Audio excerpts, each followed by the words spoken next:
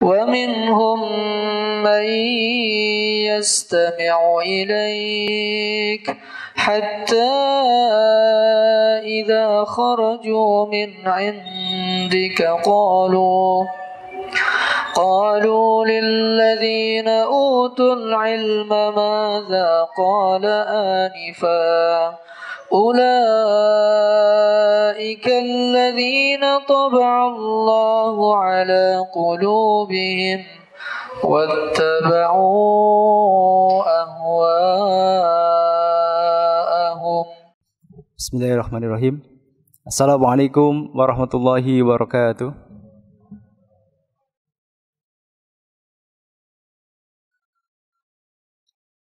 Innal hamdalillah nahmaduhu wa nasta'inuhu wa nastaghfiruh wa na'udzu billahi minasyururi anfusina min sayyiati a'malina may yahdihillahu fala mudhillalah wa may yudlil fala hadiyalah. Asyhadu an la ilaha illallah wahdahu la syarikalah wa asyhadu anna Muhammadan abduhu wa rasuluhu la nabiyya ba'da. Allahumma salli wa sallim wa barik ala nabiyyina Muhammad wa ala alihi wa ashabi ajmain. Amma ba'd. Jamaah salat subuh Masjid As-Saff yang dimuliakan Allah Taala. Pertama dan paling utama mengawali waktu subuh yang penuh barokah ini, mari kita sama-sama memanjatkan pujian dan merawat rasa syukur kita kepada Allah Subhanahu wa taala atas segala limpahan nikmat dan karunia Allah berikan kepada kita semuanya yang jumlahnya sungguh tidak terhingga. Yang kedua kalinya salat dan salam semoga senantiasa terlimpah curah kepada Nabi yang kita imani, Nabi yang kita cintai, Nabi yang senantiasa kita ikuti sunnah-sunnahnya dan kita harapkan syafaatnya, Nabi kita Nabi Muhammad SAW. Salam dan salam juga semoga terlimpah curah kepada keluarga tercinta beliau, para ummahatul mukminin, kepada para sahabat, para tabi'in, dan kepada seluruh beliau termasuk kita di antaranya. Jemaah sekalian yang dimuliakan Allah Taala, pada kesempatan subuh yang penuh barokah ini kita akan membahas satu tema yang mudah-mudahan menjadi satu ilmu yang bermanfaat untuk kita semuanya dalam rangka untuk meningkatkan ketakwaan kita kepada Allah Taala dan meningkatkan pengabdian kita kepadanya. Tema kita pada kesempatan pagi hari ini adalah 8 golongan yang senantiasa didoakan oleh para malaikat Allah SWT. Jemaah sekalian, siapa malaikat itu? Kita biasanya mengetahui definisi malaikat itu adalah makhluk Allah yang diciptakan dari cahaya. Ini adalah sebagian dari pengertian atau definisi dari malaikat. Tapi definisi yang lebih lengkap dari malaikat adalah makhlukatullahi samawiyatun nuraniyatun qawiyatun azimatun aqilatun mutakallimatun muridatun majbuluna ala ta'atillahi wa utiyat kudratan ala tashakkuli bisuwaril hasanah. Ini adalah definisi malaikat yang cukup lengkap. Di dalam definisi ini, malaikat itu adalah makhlukatullahi samawiyatun. Malaikat adalah makhluk Allah SWT yang terkategorikan sebagai makhluk langit atau tinggal di langit. Nuraniyatun, yang diciptakan dari cahaya. Qawiyatun azimatun, yang kuat dan besar. Jadi kuat secara tenaga dan besar secara ukuran. Kemudian dia juga aqilatun, dia memiliki akal. Mutakallimatun, dia juga dapat berbicara. Muridatun, juga memiliki kehendak. Kemudian majbuluna ala ta'atillah, malaikat-malaikat Allah ini diciptakan dengan karakter atau sifat asli, sifat dasar senantiasa taat kepada Allah Subhanahu wa taala. Dan wa'tiyat qudratan 'ala tashakkuli bisuwaril hasanah. Dan diberikan oleh Allah Subhanahu wa taala kemampuan untuk berubah wujud dalam rupa-rupa yang baik. Ini pengertian atau definisi dari malaikat Allah Subhanahu wa taala. Jadi dia adalah makhluk Allah SWT yang samawiyah, yang tinggalnya di langit. Kalau kita manusia, kita tinggalnya di bumi. Tapi malaikat-malaikat Allah Subhanahu wa taala ini mereka tinggalnya itu di langit. Karenanya Allah Subhanahu wa taala menyampaikan dalam banyak ayat, juga Nabi sallallahu alaihi wasallam menyampaikan dalam banyak hadis tentang tempat tinggal malaikat. Yang berbeda dengan kita, juga berbeda dengan para jin. Allah taala berfirman, "Wa kam mim malakin fis samawati la tughni syafa'atuhum syai'an illa min ba'di ayyadana Allah." Dan betapa banyak para malaikat-malaikat yang di langit, syafaat mereka tidak bermanfaat kecuali setelah mendapatkan izin dari Allah Subhanahu wa taala. Nah, dalam ayat ini Allah Subhanahu wa taala menyampaikan bahwa malaikat itu ada di langit. Wa kam mim malakin fis samawat, dan betapa banyak para malaikat-malaikat Allah Subhanahu wa taala yang ada di langit, syafaat mereka tidak bermanfaat kecuali setelah mendapatkan izin dari Allah Subhanahu wa taala. Nah, dari ayat yang mulia ini kita mengetahui bahwa malaikat itu adalah makhluk langit. Yang kedua, sifat malaikat adalah nuraniyatun.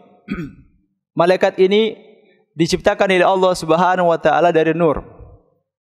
Berbeda dengan jin yang diciptakan dari api, dan berbeda pula dengan manusia yang asal muasalnya diciptakan dari tanah. Rasulullah SAW menyampaikan bahwa para malaikat Allah ini diciptakan dari cahaya. Khuliqatil malaikatu min nur wa khuliqal jannu mim marijim min nar. Para malaikat Allah ini diciptakan dari cahaya, sedangkan jin diciptakan oleh Allah SWT dari api yang panas, dan manusia diciptakan mimma fusifalahu, dari sesuatu yang telah dijelaskan kepada kita semuanya, yaitu dari tanah. Ini dari sisi unsur penciptaan. Jadi dia diciptakan oleh Allah SWT dari cahaya. Kemudian malaikat ini ukurannya sangat besar sekali. Ukurannya sangat besar sekali, tidak seperti manusia. Di antara penjelasan yang disampaikan oleh Nabi SAW tentang ukuran malaikat, misalnya adalah ketika Rasul SAW diperlihatkan oleh Allah SWT wujud asli malaikat Jibril. Rasul SAW pernah melihat wujud asli malaikat Jibril 2 kali. Yang pertama adalah ketika akan turun surat Al-Muddatsir.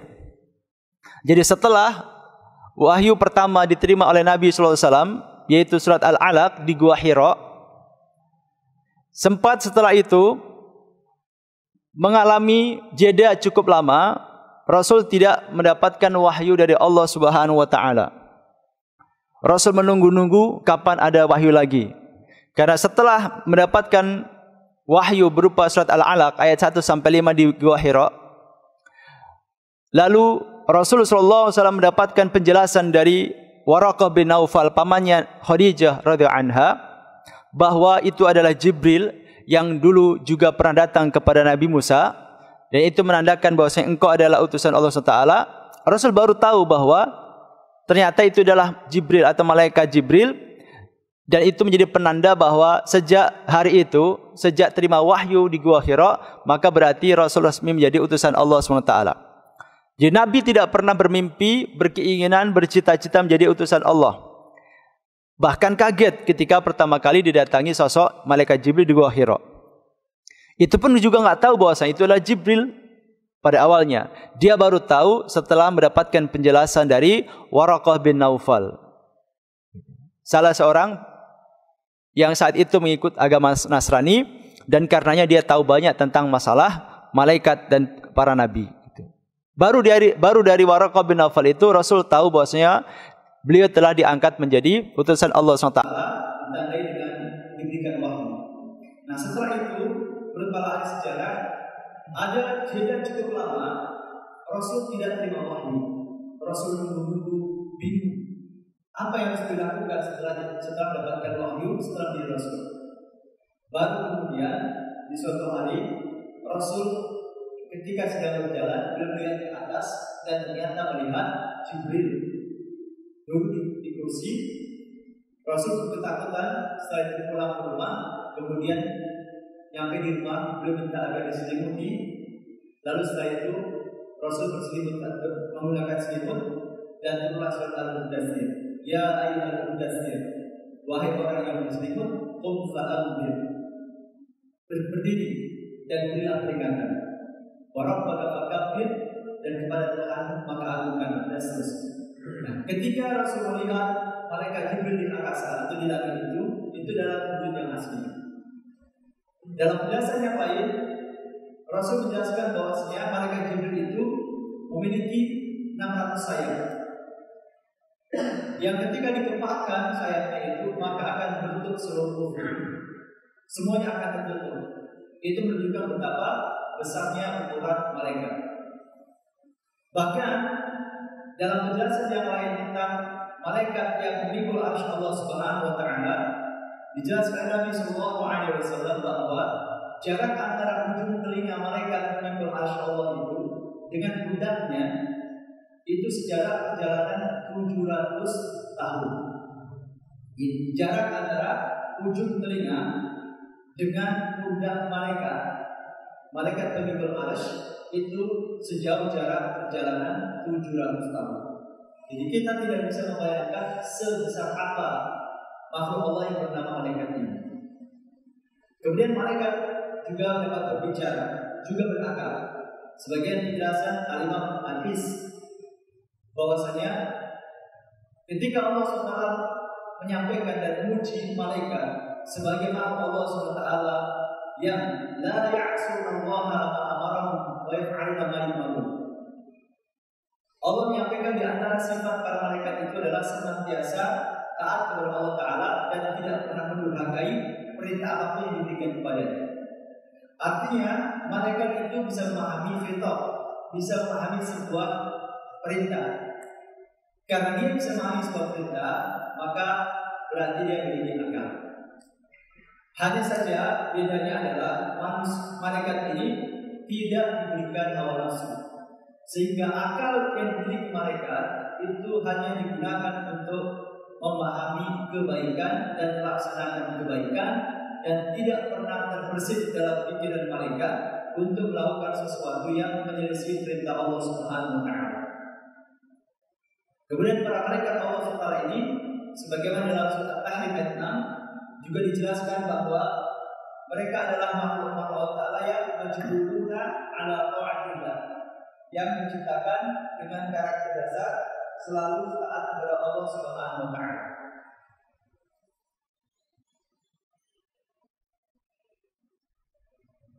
Dan yang terakhir, sifat malaikat sebagaimana definisi tadi adalah bahwa malaikat Allah SWT itu adalah makhluk yang diberikan oleh Allah Ta'ala kemampuan tasyakkul, kemampuan merubah wujud dalam berbagai bentuk, tetapi wujud-wujud yang bagus. Berbeda dengan jin juga diberikan oleh Allah Ta'ala kemampuan tasyakkul, tetapi tasyakkul atau perubahan wujud dari para jin ini dalam wujud yang macam-macam, dan tidak jarang para jin ini merubah wujudnya menjadi sosok yang menakutkan, seperti merubah wujud menjadi seekor anjing misalnya, atau rupa-rupa yang menakutkan yang sering disebut sebagai hantu dan seterusnya. Ini definisi dan penjelasan tentang sosok malaikat-malaikat Allah Subhanahu wa taala. Jadi dia adalah makhluk yang tinggal di langit, diciptakan oleh Allah Subhanahu wa taala dari cahaya, ukurannya sangat besar luar biasa. Dia dapat berbicara, memiliki akal, memiliki hendak. Sifat dasarnya adalah selalu taat kepada Allah Azza wa Jalla, dan dia memiliki kemampuan untuk tasyakkul atau berubah wujud hanya saja dalam rupa-rupa yang baik. Di antara ayat yang menjelaskan tentang perubahan wujud seorang malaikat adalah misalnya ayat dalam surat Az-Zariyat ayat 24. Allah berkisah tentang Nabi Ibrahim. Allah Ta'ala berfirman, A'udzubillahi minasyaitonir rajim, hal ataka haditsul dhaifi Ibrahim al-mukramin. Sudahkah sampai kepada wahai Muhammad cerita tentang tamu Ibrahim yaitu malaikat-malaikat yang dimuliakan. Di dahulu Nabi Ibrahim pernah kedatangan tamu. Awalnya Nabi Ibrahim tidak tahu, dia pikir tamunya ini manusia. Setelah Nabi Ibrahim menyiapkan suguhan, seekor kambing muda yang dimasak istimewa disuguhkan oleh Nabi Ibrahim kepada para tamu ini. Ternyata tamunya ini tidak menyentuh sama sekali makanan ini. Nabi Ibrahim sempat takut. Baru setelah dikasih tahu kepada malaikat, Nabi Ibrahim pun tenang. Nah, dalam ayat ini Allah menjelaskan tentang kehadiran malaikat dalam wujud manusia. Juga seperti dalam hadis sahih yang berasal dari Umar bin Khattab diriwayatkan Imam Al-Bukhari, hadis yang berisi tentang dialog Nabi Muhammad dengan Jibril misalnya, itu juga dilakukan dalam wujud seorang manusia. Umar menceritakan suatu ketika Rasulullah sedang bermajlis dengan para sahabat, salah satunya hadir di situ Umar bin Khattab. Tiba-tiba datang seorang rajul syadidul bayadil thiyab syadidul sawadi sya'ri, seorang laki-laki yang pakaiannya putih bersih, rambutnya rapi tersisir hitam, dengan penampilan yang klimis gitu. Duduk di tengah-tengah para sahabat, bahkan duduknya langsung berhadapan dengan Rasul. Lututnya ditempelkan dengan lutut Rasul, lalu tangannya diletakkan di paha Rasul. Kemudian sosok laki-laki ini langsung memberitahu Nabi dengan 4 pertanyaan.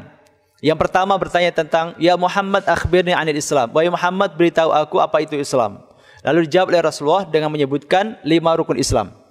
Setelah itu bertanya lagi tentang rukun iman. Dijawab oleh Rasulullah tentang rukun iman yang 6. Lalu setelah itu bertanya tentang ihsan.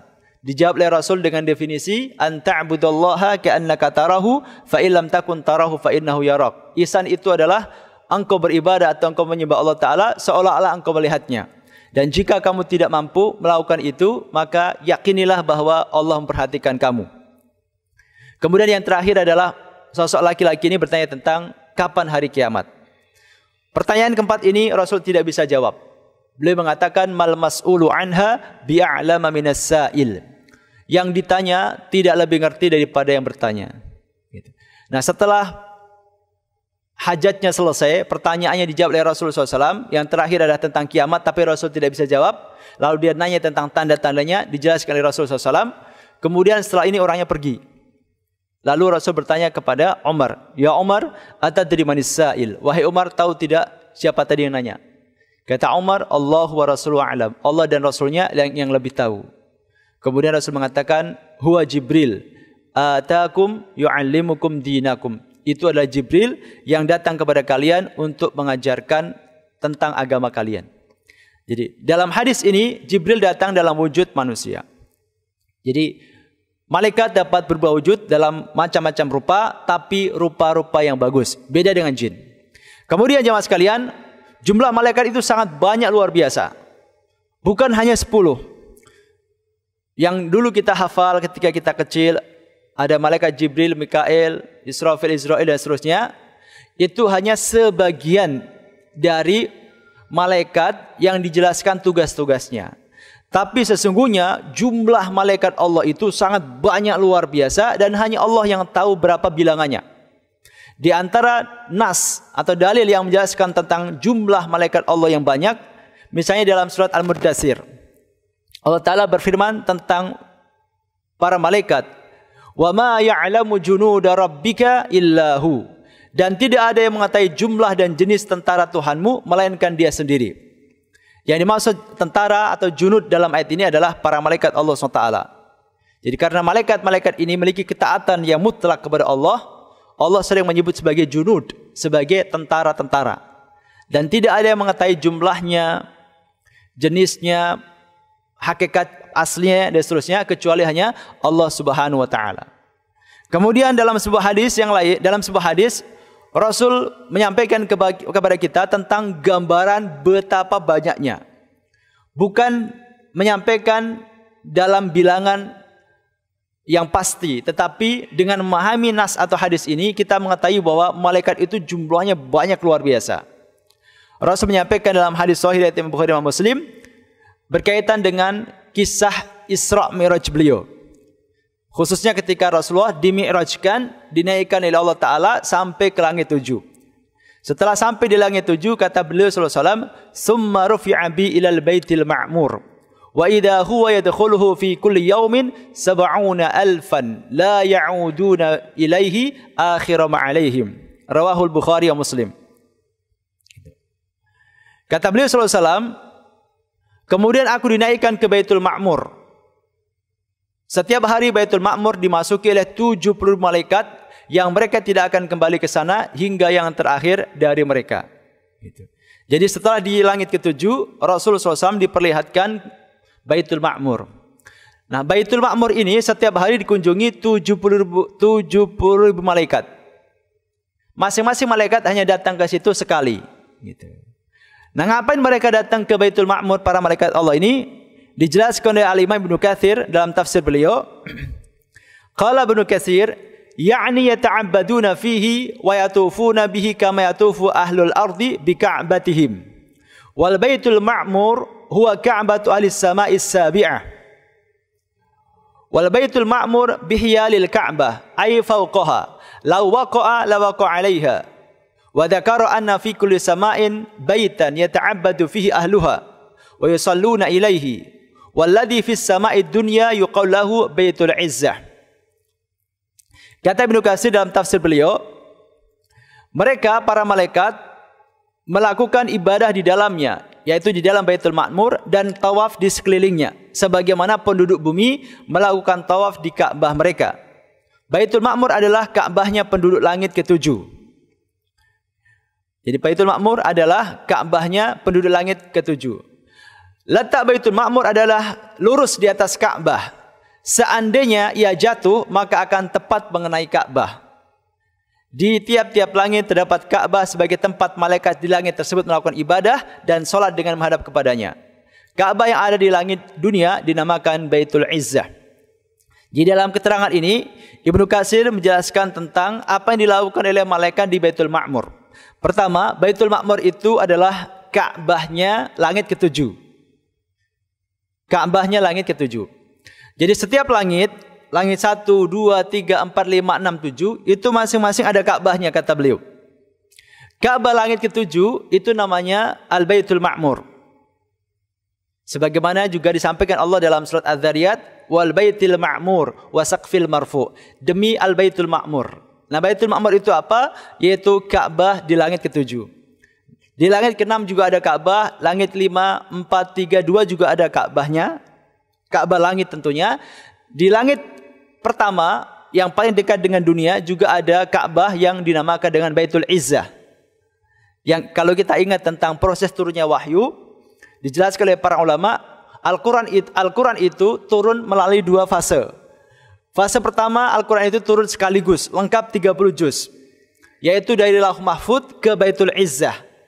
Jadi dari Lauh Mahfudz ke Baitul Izzah itu Quran turun utuh sekaligus 30 juz. Baru setelah itu dari Baitul Izzah diturunkan oleh Jibril ke Rasulullah secara berangsur-angsur, secara bertahap-tahap, memakan waktu lebih kurang 23 tahun.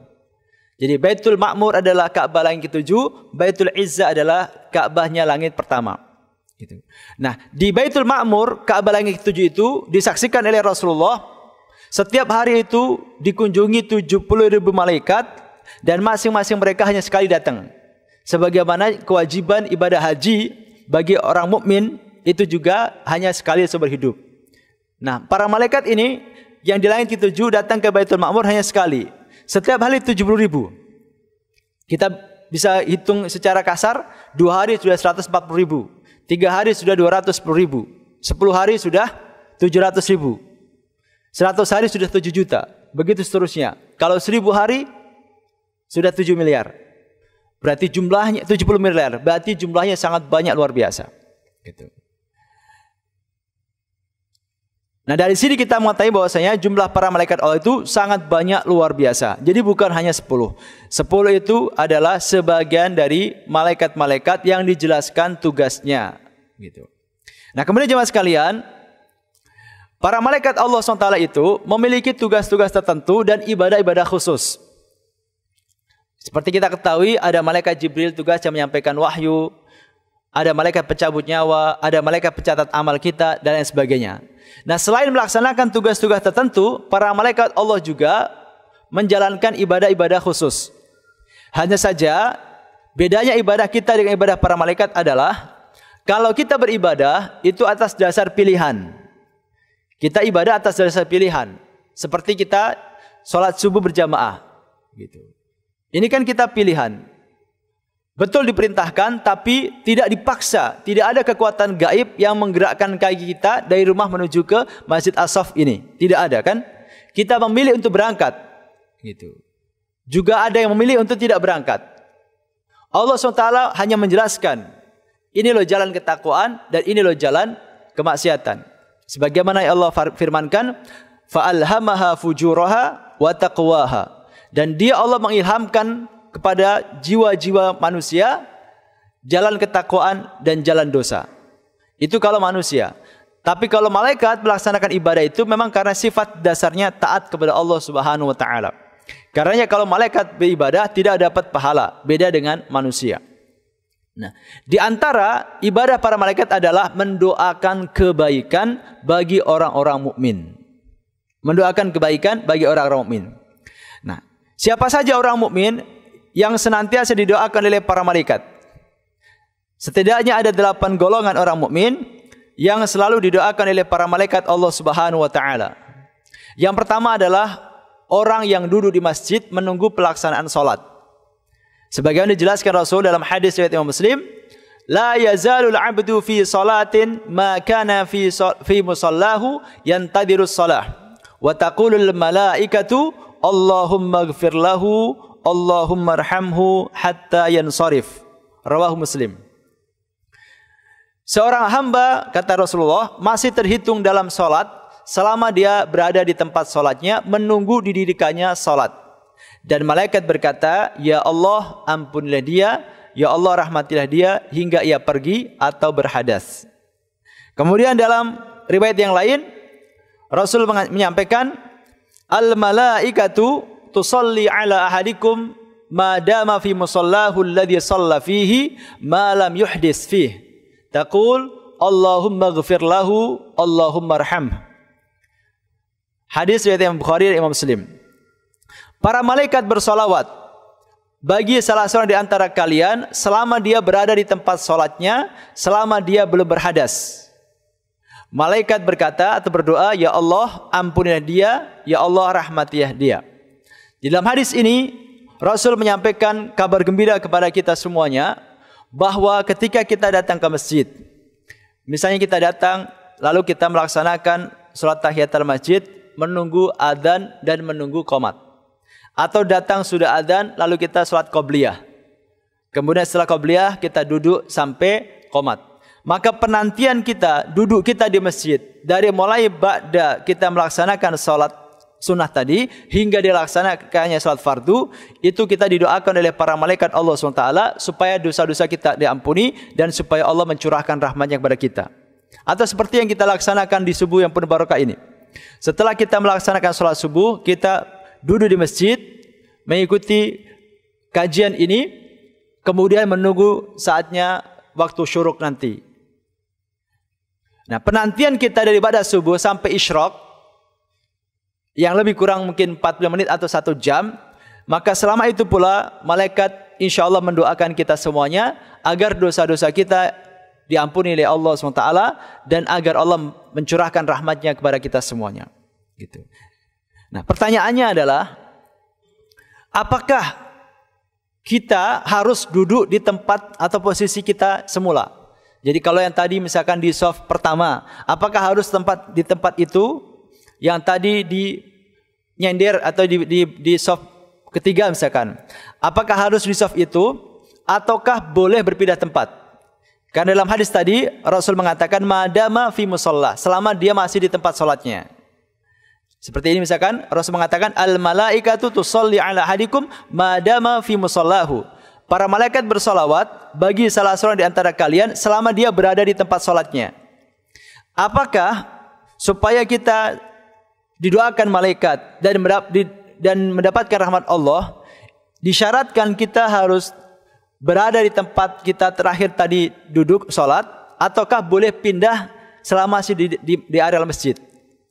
Dalam hal ini memang ada dua kemungkinan, namun kemungkinan yang paling kuat dan mendekati kebenaran, sebagaimana dijelaskan oleh para ulama, di antaranya dijelaskan oleh Al-Imam Ibnu Rajab Al-Hambali, Al-Imam Ibnu Hajar Al-Asqalani, dan Imam Zainuddin Al-Iraqi Al-Maliki.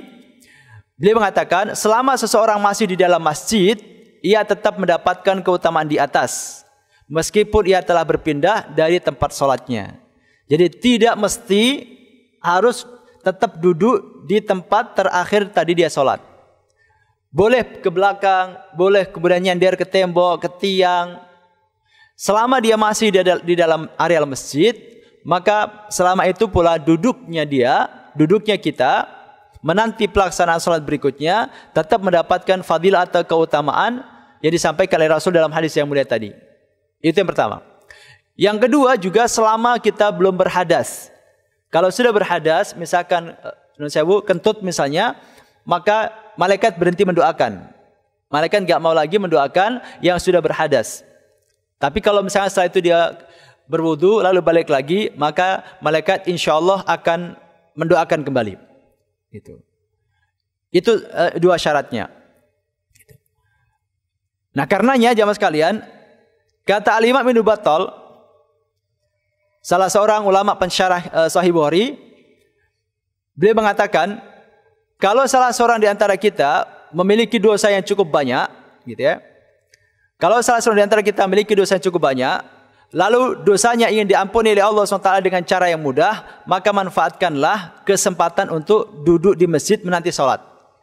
Kata beliau, qala Ibnu Battal rahimahullah, faman kana katsiradz dzunubi wa arada an yahuttaha Allahu anhu bighairi ta'ab, falyagtanim mulazamata makani musallahu ba'da as-salah liyastakthir min du'ail malaikah wa istighfarihim lahu fahuwa marjuwun ijabatuhu. Kata Imam Ibnu Battal dalam Syarh Sahih Bukhari, barang siapa di antara kita yang memiliki dosa yang sangat banyak dan dia ingin Allah SWT menghapuskan dosanya tanpa berlelah-lelah, gitu.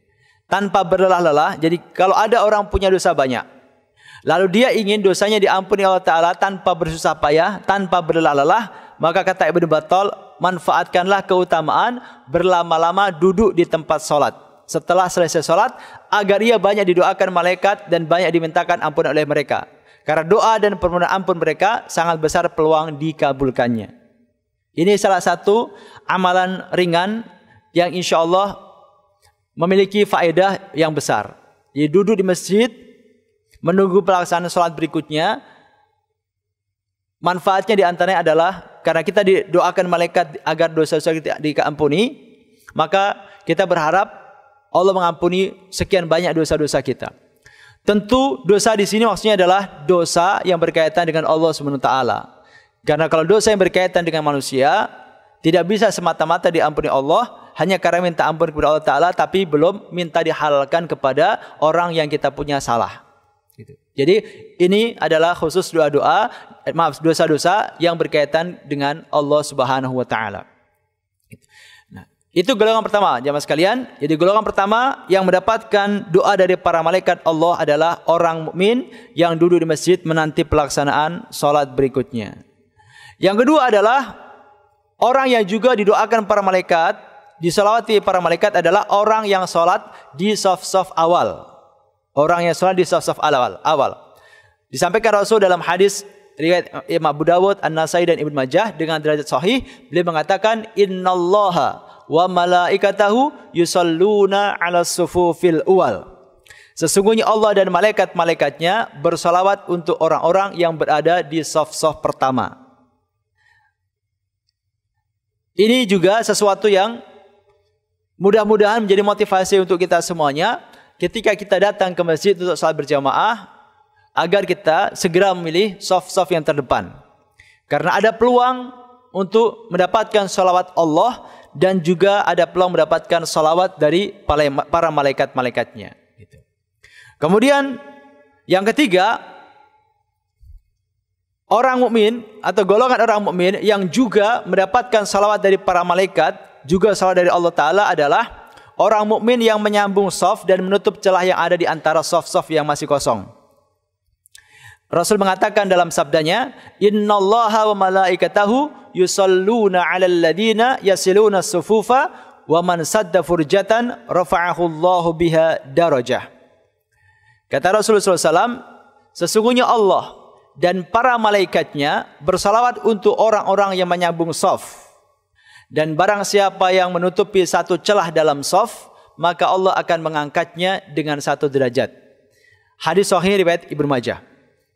Ini juga menjadi sesuatu yang mudah motivasi kita untuk lebih rapi lagi dalam sholat kita. Kecuali tentu di masa pandemi sekarang ini, yang memang sangat dianjurkan untuk satu sama lain menjaga jarak. Tapi dalam kondisi normal, mudah-mudahan Allah segera menormalkan kondisi kehidupan kita, maka soft sholat kita tentu harus dijaga kerapatannya. Dan kalau ada celah, lalu ada seorang jamaah yang masuk ke celah tersebut, maka mendapatkan salawat dari Allah SWT dan juga salawat dari para malaikat. Kemudian yang berikutnya jamaah sekalian, yang keempat, golongan orang mukmin yang mendapatkan salawat dari para malaikat adalah orang-orang yang membaca salawat kepada Nabi SAW. Rasul menyampaikan dalam hadis Hasan diriwayatkan oleh Ibnu Majah, "Ma min muslimin yusalli alayya illa sallat alaihi al-malaikatu ma shalla alaihi." Tidaklah seorang muslim bersalawat kepadaku kecuali malaikat akan bersalawat untuknya selama dia masih bersalawat kepadaku. Jadi ketika kita membaca salawat, entah itu salat Ibrahimiyah atau salawat yang biasa kita baca, Allahumma sholli alaihi sallallahu alaihi wasallam, maka ketika kita bersalawat, malaikat pun bersalawat untuk kita. Nah, kalau ada yang bertanya, kenapa kok kita masih bersalawat kepada Nabi? Bukankah Nabi itu maksum, tidak punya dosa? Kenapa kok kita bersalawat? Jadi jamaah sekalian, perlu difahami, salawat kepada Nabi itu bukan doa agar dosa Nabi diampuni, bukan. Jadi salawat yang kita baca untuk Rasulullah, misalkan ketika disebut nama beliau Muhammad SAW, itu bukan kita mendoakan supaya dosa-dosa Rasulullah diampuni, bukan. Karena Rasul tidak membawa dosa ketika meninggal dunia. Semua dosa beliau SAW telah diampuni oleh Allah SWT jika ada. Maka makna salat itu bukan mendoakan ampunan, tetapi pertama adalah memohon kepada Allah SWT supaya Allah menambahkan rahmat dan kasih sayang kepada Rasulullah. Itu pertama. Yang kedua, sebagai bentuk ungkapan kita berterima kasih kepada jasa-jasa Rasulullah. Karena dengan wasilah beliau akhirnya kita mengenal agama Islam yang mulia ini. Dengan wasilah beliau akhirnya kita bisa keluar dari kegelapan jahiliyah. Maka sebagai ungkapan terima kasih kita diajarkan oleh Allah SWT, diperintahkan oleh Allah Azza wa Jalla agar bersalawat kepada Nabi kita Muhammad SAW. Karena kita nggak bisa membalas apa-apa. Maka Allah memerintahkan kita sebagai bentuk terima kasih kita mengenang jasa-jasa Rasul, di antaranya kita diperintahkan untuk banyak-banyak bersalawat. Gitu. Sehingga kita sering mengagungkan nama Rasul SAW. Itu sebagai etika dan adab kita kepada beliau SAW. Jadi bukan memintakan ampun untuk beliau. Gitu. Kemudian yang berikutnya, yang kelima jamaah sekalian, di antara golongan orang mukmin yang mendapatkan doa atau salawat dari para malaikat adalah orang yang mengajarkan agama atau kebaikan. Bahkan ini salawatnya dari semua makhluk.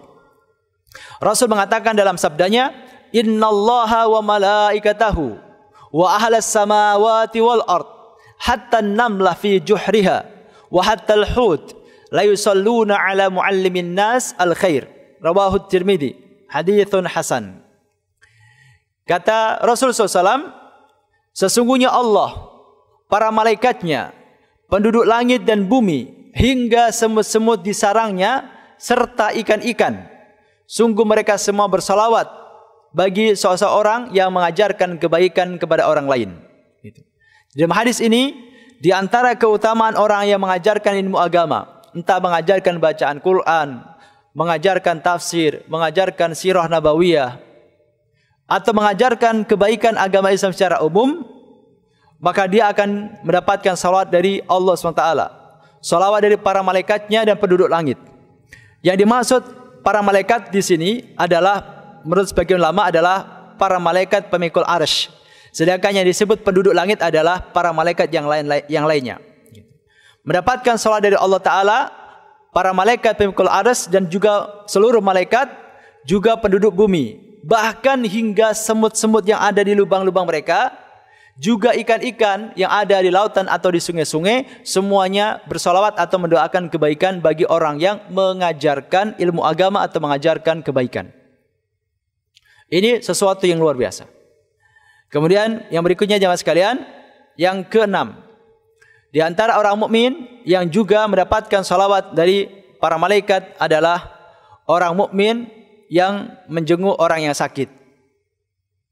Rasul mengatakan dalam sabdanya, "Ma min muslimin ya'udu musliman ghudwatan illa shalla alaihi sab'una alfi malakin hatta yumsi. Wa in 'adahu 'ashiyatan illa shalla alaihi sab'una alfi malakin hatta yusbih. Wa kana lahu kharifun fil jannah." Kata Rasulullah SAW dalam hadis yang mulia ini, tidaklah seorang muslim menjenguk muslim lainnya di waktu pagi. Jadi tidaklah seorang muslim menjenguk saudara muslimnya di waktu pagi, kecuali ada 70.000 malaikat yang bersalawat untuknya hingga sore hari. Jadi kalau kita membesuk saudara kita yang sakit, membesuknya pagi hari, maka sejak pagi sampai sore ada 70 malaikat yang bersalawat kepada kita. Kemudian, dan tidaklah ia menjenguknya di waktu sore, melainkan 70 malaikat akan bersalawat kepadanya hingga pagi. Dan dia akan mendapatkan petikan buah-buahan di surga. Ini yang ke-6. Jadi orang yang menjenguk muslim yang lainnya ketika sakit, itu didoakan oleh para malaikat dari pagi sampai sore kalau menjenguknya sore, dan dari sore sampai pagi kalau menjenguknya sore hari. Yang mendoakan tidak tanggung-tanggung, bukan 1-2, tetapi 70.000 malaikat. Sangat luar biasa. Ini tentu dalam kondisi normal. Dalam kondisi seperti sekarang ini pandemi, umumnya kita ketika mendengar ada orang sakit, pikiran kita sudah, ini corona nih kayaknya. Sudah enggak berani untuk membesuk gitu. Tapi dalam kondisi normal, sunnah Nabi ini perlu kita hidupkan. Ketika ada kawan kita, teman kita yang sakit, sunnah Nabi ini perlu kita hidupkan, kita besuk langsung. Jangan hanya sekedar mengucapkan di WA, syafaqallah, mudah-mudahan cepat sembuh ya gitu. Kalau memungkinkan kita untuk datang, karena jarak tidak terlalu jauh, maka mari kita sama-sama menghidupkan sunnah Rasulullah ini. Karena orang ketika sakit dan dibesuk atau ditengok oleh orang lain, itu tentu dia bahagia.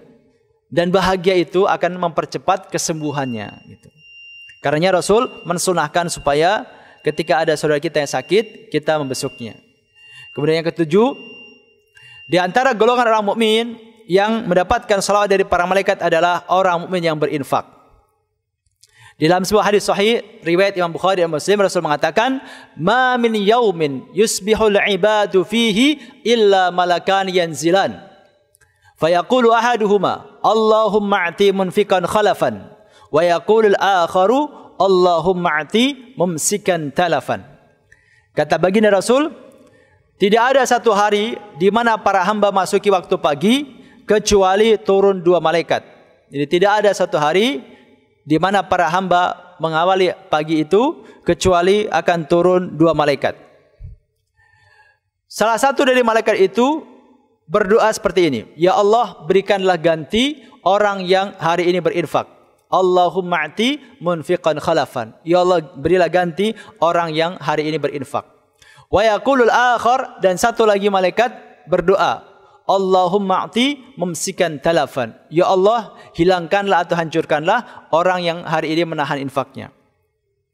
Jadi di antara keutamaan yang didapat oleh orang yang berinfak, baik pagi hari, siang, malam, atau kapanpun, gitu ya, dia didoakan oleh para malaikat. Selain tentu mendapatkan pahala. Pahala orang yang bersedekah, sebagaimana dijelaskan oleh Allah Subhanahu wa taala dalam firman-Nya, "Mathalul ladzina yunfiquna amwalahum fi sabilillahi kamathali habbah ambatat sab'a sanabil fi kulli sumbulatin mi'atu habbah. Perumpamaan orang yang berinfak di jalan Allah SWT adalah seperti satu benih, katakanlah benih padi yang ditanam. Kemudian dari satu benih itu tumbuh atau muncul cabang-cabangnya, dan dalam jumlah yang banyak hingga mencapai 700 butir padi, beras atau padi tadi gitu. Jadi pahala orang yang berinfak itu bisa mencapai 700 kali lipat. Nah, selain mendapatkan pahala langsung dari Allah Ta'ala, juga didoakan oleh para malaikat supaya segera diganti. Baik infak ini infak wajib seperti memberikan nafkah kepada keluarga, maupun infak sunnah. Berinfak di masjid, memberikan makan fakir miskin, menyumbang rumah tahfidz, itu infak sunnah atau sedekah sunnah. Sedangkan yang masuk kategori sedekah wajib adalah bagi laki-laki, di antaranya adalah memberikan nafkah kepada keluarga. Ketika orang memberikan nafkah kepada keluarganya, maka ketika itu pula dia akan didoakan oleh para malaikat agar segera diganti. Dan apa yang diinfakkan atau dinafkahkan kepada keluarganya itu dihitung oleh Allah Ta'ala sebagai sedekah. Maka ketika kita memberikan nafkah kepada keluarga kita, kita perbaiki niat kita bahwasanya kita sedang bersedekah. Sehingga berapapun besarnya yang kita keluarkan, kita merasa bahwasanya ini adalah sedekah atas nama Allah Subhanahu wa Ta'ala. Sehingga kita tidak merasa berat atau pikir-pikir. Kemudian yang terakhir jemaah sekalian, di antara golongan orang mukmin yang juga mendapatkan salawat dari para malaikat adalah orang mukmin yang makan sahur. Disebutkan Rasulullah dalam hadis riwayat Imam Tabrani dengan derajat hasan, beliau mengatakan, innallaha wa malaikatahu yusalluna 'alal mutasahhirin. Sesungguhnya Allah dan para malaikat-malaikatnya bersalawat kepada orang-orang yang sahur. Baik sahur untuk untuk puasa wajib maupun sahur untuk puasa sunnah, orang yang sedang makan sahur itu mendapatkan keutamaan, mendapatkan salawat dari Allah dan juga salawat dari para malaikat. Dan terakhir, apa arti salawat Allah dan salawat para malaikat? Tadi dalam hadis-hadis tadi kita banyak mendapati sabda Rasul, sesungguhnya Allah dan para malaikat bersalawat. Apa arti salawat Allah dan apa arti salawat para malaikat?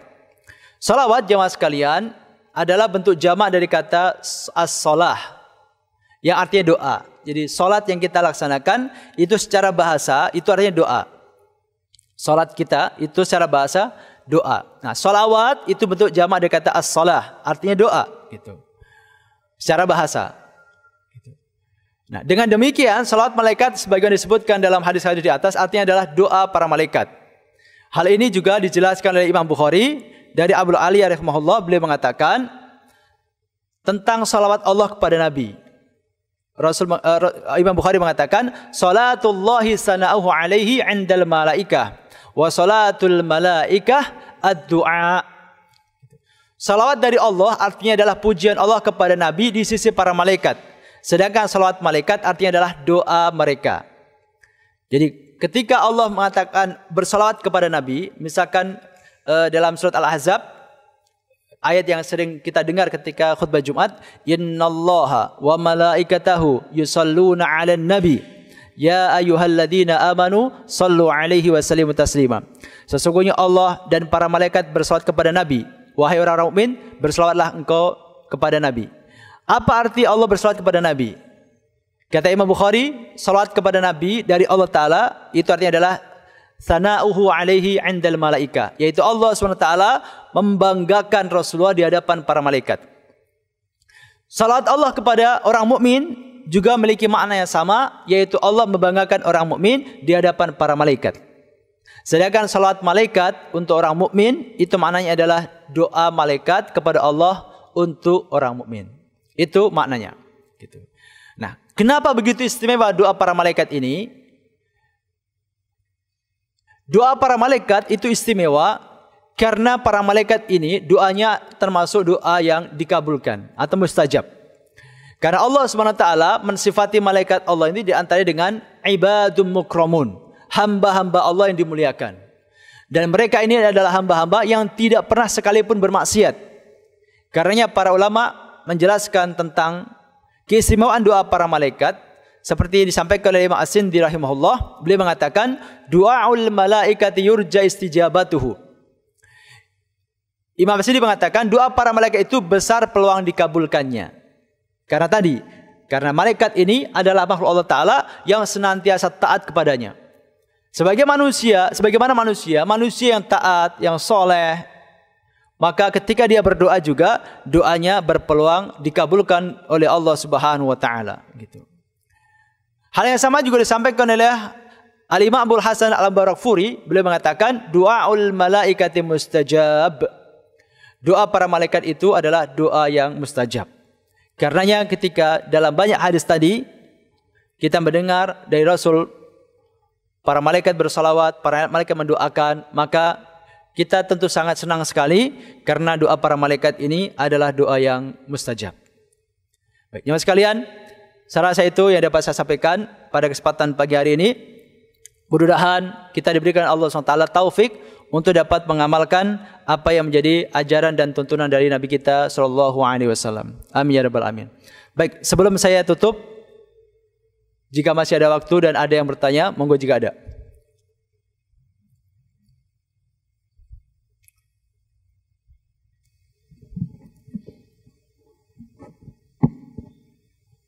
Assalamualaikum warahmatullahi wabarakatuh. Waalaikumsalam warahmatullahi wabarakatuh. Ustadz mau bertanya terkait dengan doa malaikat untuk orang-orang yang berada di saf terdepan. Lebih utama mana kita mengejar saf di depan atau melaksanakan sholat sunnah di rumah?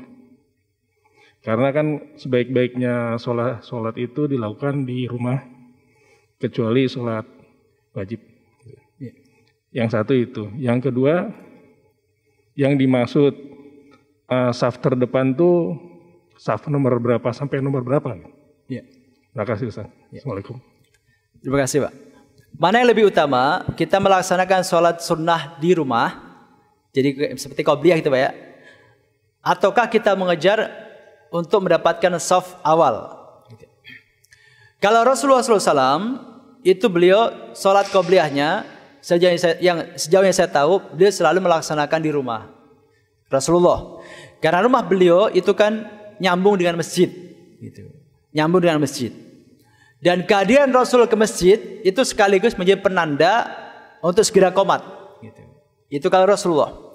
Tapi kalau kita mengingat kondisi kita yang rumahnya juga jauh-jauh, maka yang lebih tepat adalah kita sholat sunnah di masjid. Untuk qobliyah khususnya. Untuk qobliyah khususnya lebih tepat adalah kita melaksanakan sholat sunnah di masjid. Gitu. Karena kalau kita melaksanakan qobliyah di rumah, ada kemungkinan kita akan telat sholat wajibnya. Maka untuk qobliyahnya lebih utama kita melaksanakannya di masjid, sambil juga berusaha untuk mencari posisi yang saf awal gitu. Tapi kalau ba'diyah gitu, maka baik kalau lebih afdol kalau misalkan kita kerjakan di rumah kita. Tapi itu pun juga melihat kesiapan kita. Kira-kira kalau saya sholat ba'diyah di rumah, yakin bisa melaksanakan apa enggak? Khawatirnya nanti baru nyampe depan rumah ketemu tetangga ngobrol. Misalkan gitu ya, akhirnya ngobrol ke sana kemari, nyampe rumah dapat 15 menit ngobrol, masuk rumah, aduh, tanggung udah lama banget, akhirnya nggak jadi sholat. Atau baru masuk rumah, disapa istrinya, ada keperluan, nggak jadi sholat. Atau baru masuk rumah, diminta nganter anaknya kemana, nggak jadi sholat ba'diyah. Mempertimbangkan banyaknya kemungkinan kendala kita melaksanakan sholat ba'diyah, maka menurut saya kalau kita kurang yakin mampu untuk komitmen melaksanakan ba'diyah di rumah pun lebih utama kita tetap melaksanakan di masjid gitu. Jadi kita ukur kemampuan kita. Kalau untuk qobliyah menurut saya kita sebaiknya melaksanakan di masjid, karena kalau kita melaksanakan di rumah besar kemungkinan kita akan telat, kecuali kalau rumah kita sangat dekat dengan masjid, kita tahu misalnya. Tapi hal itu juga menjadikan kita kehilangan kesempatan mendapatkan shaf awal. Maka menurut saya lebih baik kita mengejar shaf awal, karena kalau kita melaksanakan qobliyah di rumah ada kemungkinan kita akan telat gitu. Dan kalau mayoritas jemaah berpikir seperti itu, Akan menyulitkan muadzin untuk memulai dan imamnya kapan harus memulai ini gitu. Seperti itu. Maka efektifnya qobliyah dilaksanakan di masjid sekaligus juga berusaha meraih shaf terdepan. Itu tentang qobliyah. Adapun ba'diyah, kalau memang kita yakin mampu menjaga komitmen kita melaksanakan ba'diyah, yang utama dilaksanakan di rumah. Tapi kalau kita kurang yakin mampu melaksanakan komitmen ba'diyah, sebaiknya juga di masjid saja. Itu yang pertama. Yang kedua, berapa batasan shaf depan itu? Apakah hanya shaf pertama, shaf kedua, shaf ketiga masih masuk kategori shaf awal, ataukah hanya shaf pertama saja? Nah, dalam hadis tadi yang kita sampaikan, Rasul mengatakan innallaha wa malaikatahu yusalluna 'alas sufufil awal. Sesungguhnya Allah dan para malaikat-malaikatnya bersalawat kepada orang-orang yang di shaf pertama. Rasul menyebutkan dalam hadis tadi dalam bentuk jamak, as-sufuf. Jamak dari shaf, bukan as-shaf. Kalau as-shaf itu satu shaf, tapi sufuf itu berarti banyak shaf. Shaf awal. Nah, menurut keterangan para ulama, yang dimaksud shaf, kenapa kok disebut banyak gitu ya? Itu ada beberapa kemungkinan. Karena merujuk kepada banyaknya masjid. Gitu. Jadi shaf pertama di banyak masjid. Yang kedua juga bisa maknanya merujuk kepada besar kecilnya ukuran masjid atau musolanya. Jadi kalau musola kecil misalnya yang jamaahnya cuma 3 shaf atau jamaahnya 2 shaf, maka makna shaf pertama ya hanya shaf nomor 1. Yang 2 tidak dapat. Juga misalkan 3 shaf, jamaahnya cuma 3 shaf, yang dapat keutamaan hanya shaf pertama saja. Tapi kata para ulama, kalau masjidnya jumlah jamaahnya banyak, seperti as-shaf ini kan ada berapa? 1, 2, 3, 4, 5, 6, 7, 8, 12 ya, sekitar 12. Tapi kalau masjid shafnya 12, 20, 30 misalnya, maka yang dimaksud dengan shaf pertama itu sangat mungkin sampai shaf ketiga, keempat dan seterusnya. Gitu. Jadi makna shaf itu relatif. Memang Rasul tidak menyampaikan dalam hadis tadi secara definitif apakah harus shaf pertama atau tidak. Meskipun dalam hadis lain atau riwayat lain ada hadis yang menjelaskan shaf pertama. Kalau shaf pertama udah pasti. Kalau kita di shaf pertama sudah pasti mendapatkan keutamaan tadi. Tapi kalau shaf kedua dan ketiga relatif. Kalau masjid atau musolanya besar, mungkin kita dapat. Tapi kalau masjid atau musolanya kecil atau jumlah jamaahnya sedikit, maka boleh jadi kita nggak dapat. Maka yang pasti kalau mau dapat harus shaf pertama. Kira-kira itu, Pak. Awalam shaf. Lagi? Pak Ustadz, satu saja nih. Tugas malaikat Jibril itu apakah sudah selesai atau ada orang selain Rasul diberikan wahyu atau bagaimana? Apakah tugasnya komplit selesai setelah Rasul wafat? Demikian. Wassalamualaikum warahmatullahi wabarakatuh. Ya, malaikat Jibril yang kita tahu tugasnya kan menyampaikan wahyu. Nah, Rasul kan sudah tidak ada, Nabi sudah tidak ada karena Nabi atau Rasul terakhir adalah Nabi kita Muhammad SAW. Pertanyaannya, apakah ada selain Nabi dan Rasul yang diberikan wahyu gitu Pak ya? Tidak ada. Tidak ada Nabi atau Rasul yang diberikan wahyu. Tidak ada. Wahyu itu menjadi khususiyah para Nabi dan para Rasul. Manusia biasa tidak ada yang diberikan wahyu oleh Allah Subhanahu Wa Taala. Hatta dia orang yang dianggap sewali, orang soleh, tidak ada yang mendapatkan wahyu. Wahyu itu hanya khususiyah untuk para nabi dan para rasul, dan itu sudah berakhir dengan diutusnya Nabi kita Muhammad SAW. Itu pertama. Yang kedua sebagai tambahan, lalu malaikat Jibril sekarang ngapain gitu? Kalau misalkan udah nggak nyampein wahyu, terus malaikat Jibril ngapain sekarang gitu ya? Nah, di antara tugas malaikat Jibril, sebagian disampaikan Rasul dalam sabda beliau itu adalah dalam tanda kutip ya, menjadi penyambung informasi dari Allah Ta'ala. Dalam sebuah hadis Rasul mengatakan, ketika Allah SWT mencintai seorang hamba, maka Allah akan menyampaikan kepada Jibril. Lalu Jibril yang diperintahkan menyampaikan kepada penduduk langit.